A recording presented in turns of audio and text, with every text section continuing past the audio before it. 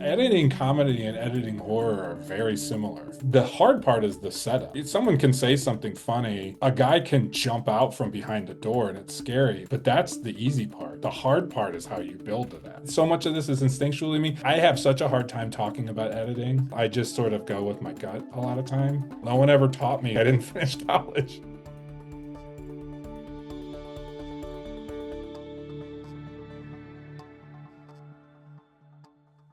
Hi, I'm Chad Anderson, one of the hosts at Filmmaker U. At Filmmaker U, we create courses for film professionals to deepen and diversify their skill set. You can learn more on filmmakeru.com or follow us on Instagram at filmmaker_u.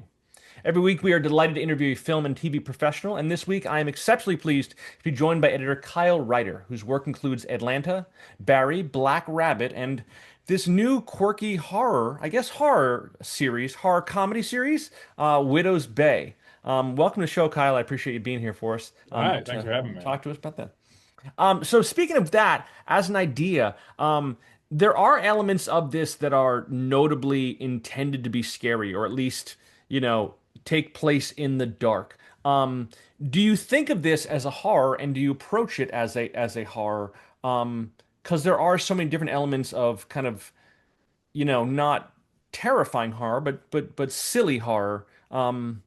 Do you think about the horror elements going into the editing process? Yeah. I mean, that's the hardest part of cutting the show was balancing the comedy and the horror because both of them were important, obviously. And that's kind of the alchemy of the show is that you have both. And so the poles of comedy and horror when they're too far apart sort of don't work on their own, and so there was a lot of calibration in that sense. So like to answer your question, I don't know, I thought about it as trying to merge the two elements.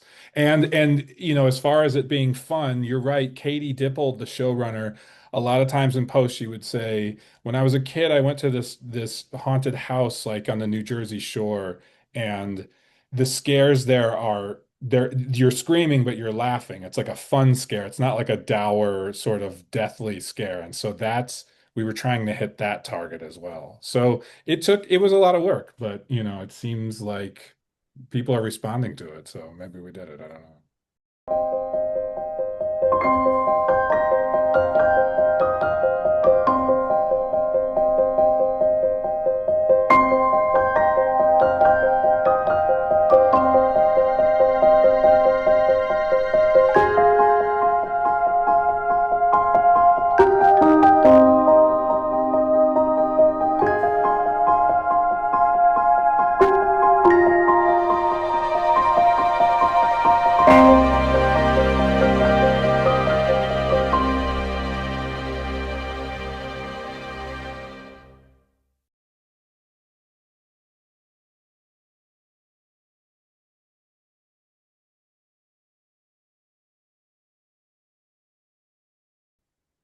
It's really funny because you mentioned that. I was doing a little bit of research. Katie Dippold, who is the showrunner, who wrote this, grew up in the town that I live in right now. Oh, no kidding, right? Like Freehold, New Jersey is where I live. So I'm like, what was going into the mind of Katie Dippold as going into this show that I'm looking at, in terms of aspects. In terms of that, you mentioned that, she is in the post-production room with you and working with you and giving her insight in there. Was there like a tone, a general overview tone that you were getting from this episode of show? Because you did the first episode, so that you were kind of leading off how this was going to be approached. Did she give you some ideas of what she wanted out of the storytelling? Leading up to the show, we're watching things for reference and we're listening to music. And so I'm sort of getting a sense of what they're after. And then of course you start seeing dailies and sometimes you're right and sometimes you're not. But yeah, that sort of was, I think, to both Katie and Hero, it was very important that it's funny, but that it also feels real. Like we don't play things for laughs. Like like you want to feel that the stakes are true to the characters, but they're also saying and doing some really silly stuff. So don't overplay it. That was kind of a directive that we got. You talk about watching, reference material, watching things. Um, with the episode called Baggage, I believe episode 8, which Hmm just hmm came out. Um, there's obviously kind of an overt homage to Friday the 13th. It's very, the ideas of this kind of, mass killer with a knife coming who doesn't die. Was that a reference going in that you were thinking, I have to edit this like it's a Friday the 13th movie? Yeah, I mean, I had that a lot in mind, and then but Andy DeYoung, who directed that one, he started to bring a lot of his sensibility to it too. So it was fun to sort of go into it thinking it was going to be one thing, and then sort of see him move the needle a little bit one direction, where it's a little bit sillier, and him Yeah. jumping out of the window and her tasing her friend and or not her friend, but you know what I Yeah. mean?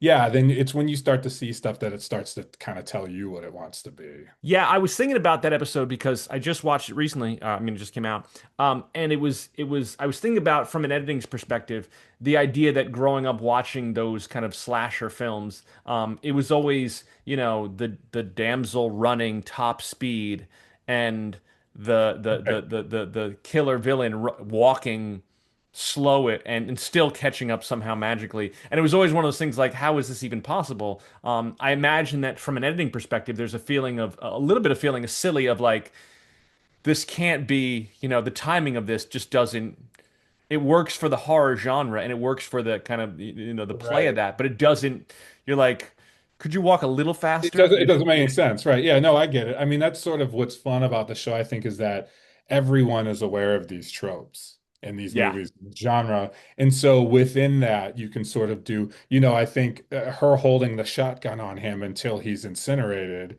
is really funny. And that's Yeah. something that's something that you're watching Halloween going like, why are you just assuming this guy's dead? Yeah. So you get to do stuff like that. And then that in itself becomes the joke, is that it's sort of like winking to the genre. Yeah, even during the incinerator scene, I was kind of sort of waiting for him to be Right. the crumbs to be pieced back together. You're like, Of there's course, no. right. It's because you've seen a million horror movies and what, yeah. I was talking to my producer about this show, and you know, it's so entertaining and so well crafted. And I like it so much, except for the fact that there's so many characters I don't like. Yeah. Or I yell at the screen over of, will you just stop doing this and leave this person alone and don't come into the room right now and say this and don't and just and I keep using the term the worst. And it's part of the comedic effort of this to have these characters who are, you know, endearing, but also the worst. Right. Is there a point at which in doing this that you need to feel like you pull back from that, like in terms of the storytelling of being like this person, we've painted this person in a bad light too many times, and they need to be forgivable in some ideas. Because I You started out know, hating Wick and I didn't like Wick, and now right, I'm like, okay, well, Wick is understandable, and like I right. didn't like Patricia at all, and then I'm Oh, you like, didn't well, like Patricia? I didn't at That's first, interesting. Yeah, yeah. Oh, really? and then Okay. I did, and Evan I still have mixed feelings on, and I Right, just right. I No, I know just what you're saying. Yeah, yeah. I to think, balance that. right. I think, I actually think you're hitting on something that makes the writing really good, is that Wick at the beginning does seem like kind of like a lunatic, right? Yeah, But you as an audience member, your conduit is Loftus. So as Loftus's arc changes and it becomes apparent that he can't deny what's going on, you start to take Wick seriously. And I yeah, think that has a lot to do with how wonderfully written and performed it is. Because you're right, it's almost tropey at first, and then yeah, and then it's just things the story hooks you in because I think of how real it is or how real it's played. You know yeah, what I mean? So yeah, it's or at least for me, that's how I felt about it. I got caught up in it. The Patricia thing is interesting because Patricia is on the page. Patricia is such a character you've seen a million times, sort of like as written. She's on The Office or Parks and Rec or like a very sweet yeah. sort of assistant, but then they cast this woman, and I remember Hero going like, "Where do you see this woman that is playing Patricia because it's so unusual and the Yeah. choices she makes are so odd and amazing that I mean that is 100% her three-dimensionalizing that character. In the pilot episode, she just comes off deliberately difficult. Like just Right, everything right, right, about her is right, deliberately right. difficult. And it's not even like I've seen in Parks and Rec or I've seen in The Office. I've seen in real life. Like I know this person. I've worked with Uh-huh. this person, and I'm like, just stop. Just please, just let me do this thing. And that's the interesting thing about episode one because when I first saw this, I didn't get a sense of what kind of show it was going to be. Hmm. Um, was it going to be straight up horror? Was it going to be horror comedy? Or was it going to be a comedy of, Matthew Reese's character, Tom, is unlikable, or is not unlikable, is his life is made difficult by everybody else he encounters. Right. And he No, I has to mean, right. Yeah, he has to again, put you up are with all like these this. people. Yeah, I mean, even the sheriff in episode one says, "Why are you the mayor of the town if you hate all these people?" You know what Yeah. I mean? Like, you're Yeah. right, you're And right, and I think it's yeah, it's designed to be that way. So I yeah, see what you're saying. Yeah, I mean, it's yeah, but quite frankly, he's sort of is he a good mayor? I don't know. I mean, I don't know.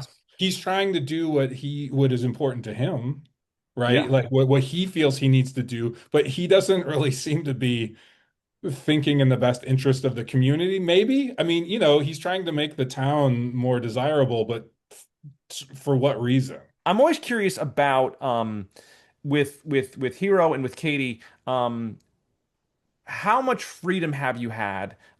Some writers and some creators and some showrunners are very, conform to the page of this is the script they want, and please don't deviate or change anything there. And other things have a little bit of room to kind of flex. From an editor's perspective, have you had that room to flex, or has it been more cut and dry of like this is the story we're telling, and we're going here? Or have you had some changes that you said, hey, if we lead with this or we end with this, it would be a different kind of circumstance? It's interesting because I've worked with Hero a lot. So he and I have a relationship where I sort of have carte blanche to do whatever. And if it's wrong, we'll make it right.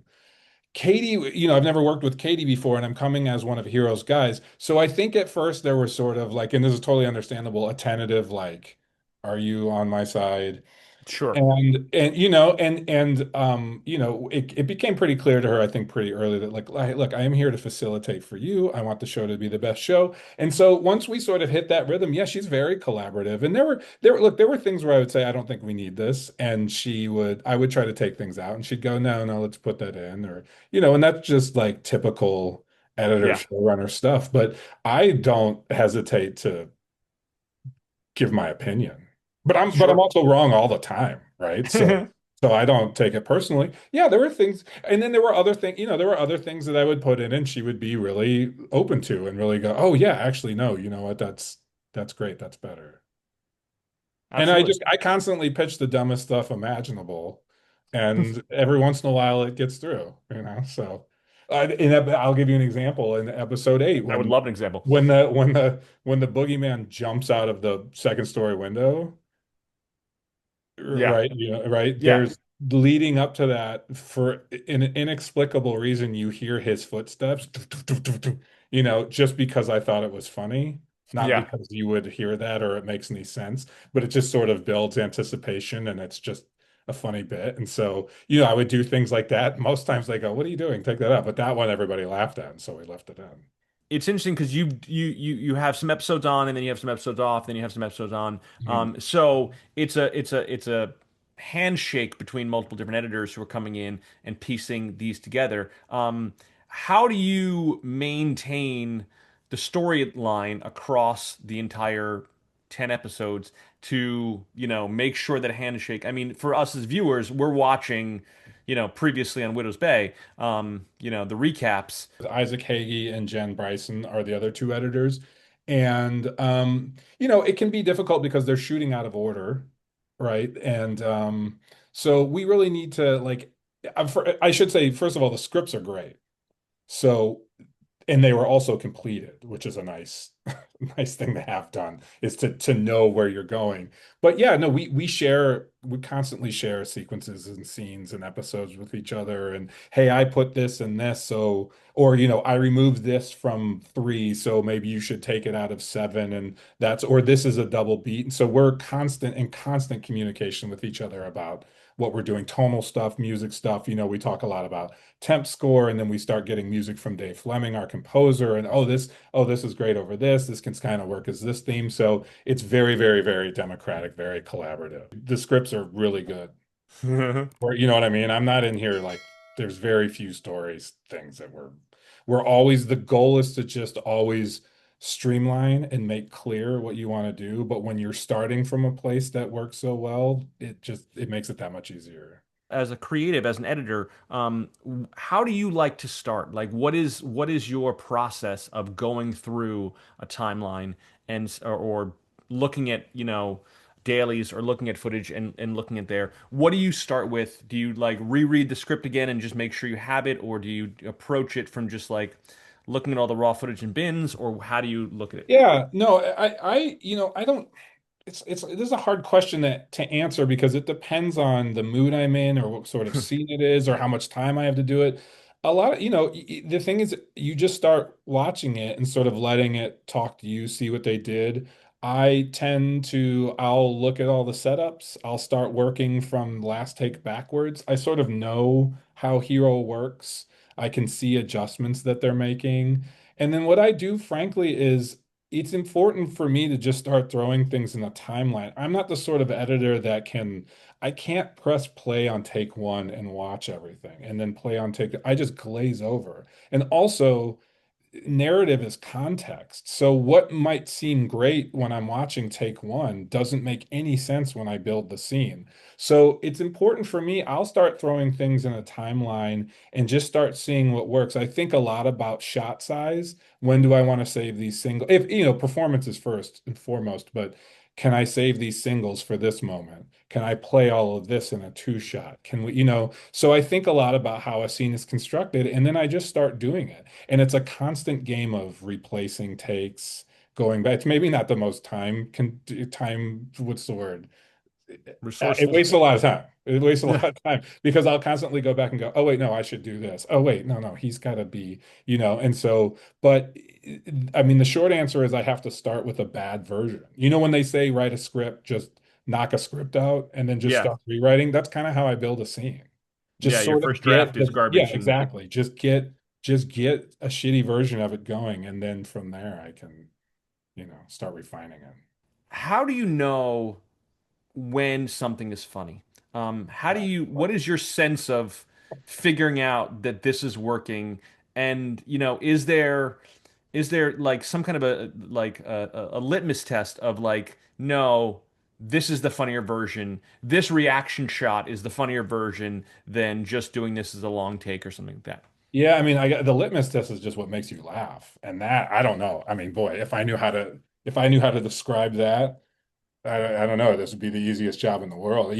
You sort of have to experience it. But I will one thing to your point I will mention is that editing comedy and editing horror are very similar because it's very much about it's the hard part is the setup, right? Like you can Yeah. deliver, someone can say something funny. A guy can jump out from behind the door and it's scary. But that's the easy part. The hard part is how you build to that. And and it's similar sort of rhythms that you need to hit. So I don't know. So much of this is instinctually me. I have such a hard time talking about editing because quite frankly, I just sort of go with my gut a lot of time. Sometimes And you have to. yeah, I mean, that's all I do. I don't know how else to do it. I didn't go to film school. No one ever taught me like honestly, like I didn't finish college. So that all of this stuff I'm self-taught. So all of this stuff is just So let me ask that question then. How did you get into editing? Like there was an interest in film and there was an interest in working in TV and film. right. And you fell into editing somehow magically. How did that Yeah, happen? right. Well, I grew up pretty. I've been a big, big cinephile my whole life. I've watched a million movies, and then when I was in my mid 20s, I broke up with a girl and in St. Louis, Missouri, and wanted to get over her. So I moved to LA in an attempt to be a writer. I thought I would be a writer, and then I got here. I moved. I should say I moved here wanting to be a writer, having never once in my life seen a script, like ever. I'd never read a script, and I got here and started reading scripts and meeting real writers and realizing like, oh, I do not have the capacity for this. I do not have the patience for the blank page. But I got involved in a monthly film festival thing called Channel 101, where every month you make a 5-minute short. And just through doing that, I learned how to direct and produce and write and cast. And, you're holding a boom and doing all these things. And then it came time to edit it. I found that I really liked that part of it. And I had a friend, Ryan Case, who was a professional editor, and she would sort of show me some tips and some tricks. And she said, "Hey, you're actually pretty good at this." And I was like, "Yeah, because I actually like this." And so, then you just start offering up your services to other people that are making these shorts. And eventually, a production company saw some stuff that I had made, and it just snowballs. I tell my students that, somewhere, this is a weird philosophical adage I have, that somewhere, despite, your plans for your future, that simultaneously there's some weird future out there trying to find you. And it's just like, I totally believe that. I mean, I don't want to be corny about it, but I do feel like I hit sort of a cosmic path. You know yeah, what I mean? And I don't know. I don't know. I mean, I went from living in Missouri, working as a guy answering phones, thinking, "Oh, I want to write movies," and now I'm like talking to you. And I didn't do anything except just, I guess, just put in the work because I like doing it. That's all. I will say that if you ever become a country music singer, A Girl Broke Up With Me in St. Louis is the country music song. Oh, cool. It Yeah. sounds, Right. it Okay. sounds Yeah. perfect of a, Good idea. I think it's, that window might have closed for me though, becoming a country. Also, my lack of musical talent probably is not helping. on a show like this, are you working with assistant editors? And if Yeah, so, yeah, yeah. I have an amazing assistant editor. Her so name is tell me about Jing. how that workflow is. Great. Yeah, her name is Jing Han. She preps the previous day's dailies for me. I have her. She script syncs for me. I like using script sync. Um, she constantly tells me that I'm incapable of doing anything without her, which is good, which is total. I would be mad if it weren't true. And I also want to say she co-edited episode 8 with me, the Boogeyman episode. She did a lot of that. That's So great. she's a wonderful editor. So yeah, she just has great instincts. I mean, it's things as rote as, can you find me these sound effects, to can you help me cut the scene? I can't figure out what I'm doing, and she's my right hand. That's And amazing. That's I will fantastic. say for you, I should mention that Jen Bryson, our third editor on Widows, she was my assistant for years in the same role. And she was such a good editor that, she got some co-editing credit. She edited an episode of Atlanta, and she helped us out on a bunch of stuff. And then it just got to the point where it was obvious that, like, well, she's so talented and she can do this, and we need a third. And Hero was like, yeah, just have Jen do it. So hopefully, eventually we're very much about bringing people up. I mean, Jen started as our PA like 10 years ago. Wow. She was getting our lunch, and then she became an assistant, and now and when she helps out, her assistant was our PA on Mr. and Mrs. Smith. So Yeah. it's all about sort of bringing people up. Yeah. As a teacher, as a college professor, I'm often telling my students, get a job as a PA or get a job as assistant editor if you can, and then work your way through. You came in through some kind of weird, I got lucky. I circumstance got lucky. Yeah, yeah, yeah. of But no, but cosmic. we've been working together for over a decade. Yeah. Hero, his DP, Christian, Isaac, myself, Caitlin Waldron, our producer. Like we've been doing this forever. And so, when you're sort of able, when I met Jing, for example, I met her on something else, and I was like, oh, I have to steal her. You sort of you meet your tentacles reach out on other jobs, and you go, oh wait, I found a great sound guy. Oh wait, I found a great, and you just bring them in, and then so you're sort of, Hero talks a lot about the way that you build the machine. When Yeah. it comes to production and post, he talks about building the machine. And for him, the DNA of these people is important. And so we work together repeatedly because the machine works the way we want it to. I am Chad Anderson with Manhattan Edit Workshop, and I am thrilled to introduce you to an introduction to Avid Media Composer. We'll cover all the basics from setting up the software and importing footage to editing, trimming, effects, audio, titles, media management, and everything in between. You'll have access to over 7 hours of self-paced lessons delivered in easy to understand segments, all with professional footage that you can download to work along with. And when you're finished with the course, you can use it to keep working or edit something of your own. We're also happy to offer live online office hours that anyone can schedule with me, so we can work out a tricky problem, review concepts, or even have a creative session to evaluate your edit. MuseShop's online introduction to Avid Media Composer is the perfect way to get a hands-on, in-person training experience in a self-paced, on-demand package. I'm Chad Anderson, and I can't wait to help you master Avid Media Composer.